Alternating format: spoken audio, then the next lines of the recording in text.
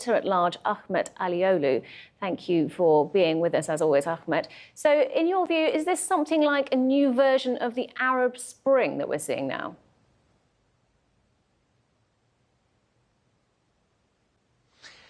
Well, Robin, there is one common factor between all these protests all over the world and basically in the Middle East, and that is simply what the politicians believe or want is entirely not in line at all with what the people want. And that led to the people taking to the street in a symbol of despair from any imminent reform in the political system that is ruling these countries. Now, if you consider Egypt, Sudan and Algeria, the people there are protesting against the dominance of the military establishment, its intervention in the civil society and its exclusion of any opposing parties that led to the one-man rule with the corruption, with all the malfunctioning establishments of the state. Now, when it comes to Iraq and Lebanon, it is basically the people are entirely fed up from the ruling clique that is basically based on sectarianism. And the people want a change. That's why they've taken to the street asking for the representation of the real voices of the people.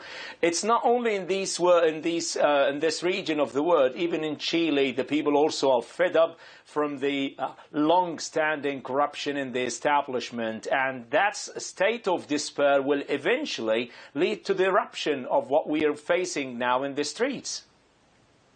And would you go so far as to say it was a revolution in the face of bad governance and economic mismanagement?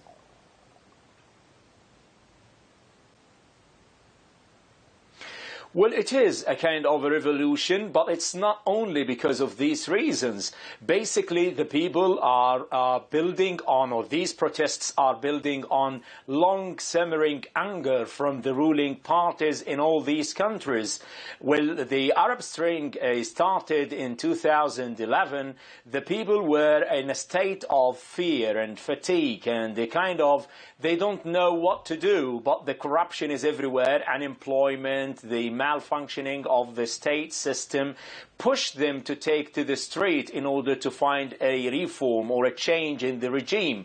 Now, what happened at that time is the dictators and the regimes manhandled the protest, leading to violence in the street and the rise of radical groups like Daesh. With the inaction of the Western democracy and the international community, its inability to deter or rein in the bloodshed of the dictators, that led to a state of despair among these people and these nations.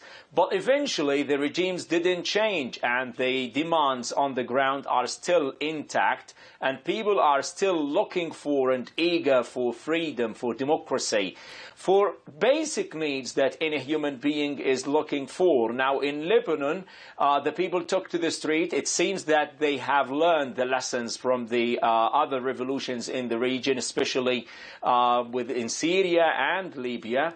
In Iraq, the people have taken to the street, but it seems that the ruling clique in Baghdad didn't understand the lesson and tried to implement and copy the same strategy that Bashar al-Assad has implemented by using violence against the protesters. We'll wait and see how this new version or new wave of the Arab Spring will play out in the coming few weeks.